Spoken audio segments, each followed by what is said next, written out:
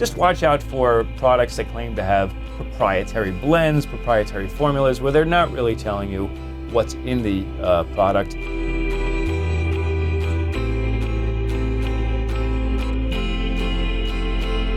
There are a number of things you can do to try to assure the quality of your vitamin or supplement. One, there's a test you can do at home on any tablet or caplet, which approximates what we do in the laboratory in terms of making sure that it'll break apart and release its ingredients. You can take the pill, put it in a glass of warm water about body temperature, 98, 99 degrees, stir it for 30 minutes and try to keep that water warm. You could maybe put it on or off a hot plate.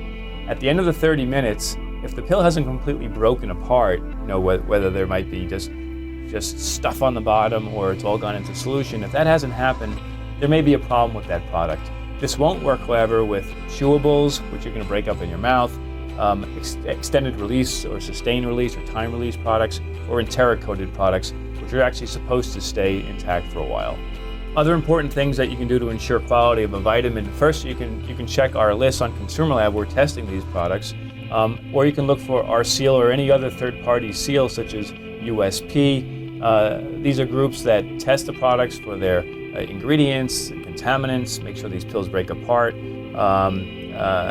So that's another thing you can do. And then third, just watch out for products that claim to have proprietary blends, proprietary formulas, where they're not really telling you what's in the product. If you really want a specific ingredient, you should be looking for that ingredient, and you should look for the right amount of that ingredient on the supplement facts panel on the back of the bottle.